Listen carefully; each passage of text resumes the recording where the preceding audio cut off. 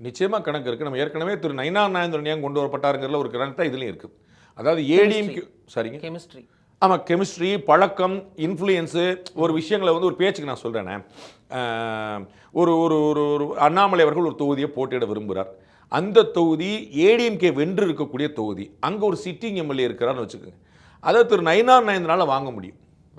ஏன்னா விடுங்கண்ணே, நம்ம தம்பி நிற்கிறாருண்ணே, ஒரு டெல்லியில் கேட்டாங்க அப்படின்னா வந்து சரிங்க அப்படின்னு ஒரு அடுத்தடுத்த நகர முடியும். அதுதான் அந்த கெமிஸ்ட்ரி இருக்கக்கூடிய விஷயம். நம்ம வந்து நமக்காக நான் வந்து வார் பிடிச்சி நிற்பேன் அப்படின்னா அவங்க வாழ் பிடிச்சி நிற்பாங்க அப்படின்னு சொல்லி போனால் அது வந்து சண்டையில் தான் போய் முடியும். அப்போ சில விஷயங்களை வந்து இவங்களுக்கு என்ன வேணுமோ கேட்போம். அதே சமயம் அவர் இணக்கமாக இருப்பாருங்கிறதுல யாருக்கு எந்த குழப்பம் இல்லை. விமர்சிக்கிறவர்கள் என்ன சொல்கிறாங்க, அவர் வந்து கிட்டத்தட்ட ஏடிஎம்கே மாநில மாதிரி ஆகிட்டாருங்க அப்படின்னு தான் விமர்சிக்கிறாங்க. அப்போ அதில் வந்து இன்னொரு சைடில் பாடம் என்ன கிடைக்குது நமக்கு வந்து திமுக விமர்சிக்கும் போது என்ன சொல்கிறாங்க, ஏடிஎம்கே இன்னைக்கு கூட திரு எடப்பாடி பழனிசாமி அவர்களை விமர்சிக்க தமிழக முதலமைச்சர் வந்து உங்கள் ஓனர்கிட்ட சொல்ல வேண்டியதானே அப்படின்றார். இந்த வார்த்தை பண்ணுறாரு. அப்போ அதில் என்ன பாடம், நீங்கள் ஓனர்னு சொல்லுங்கள், இணக்கம்னு சொல்லுங்கள், அதில் என்ன பாடம்னா அண்டர்ஸ்டாண்டிங் நல்லா இருக்குங்கிறது தான் பாடம். அவ்வளோதான் அவங்க அலையன்ஸுக்கு வேணும். இப்போ டிஎம்கே அலையன்ஸ் வந்து இன்டாக்டாக இருந்துச்சுன்னா அது கூட்டணி தர்மம். சரிங்களா? ஏடிஎம்கே பிஜேபி அலையன்ஸ் இன்டாக்ட் இருந்துச்சுன்னா அது அடிமை.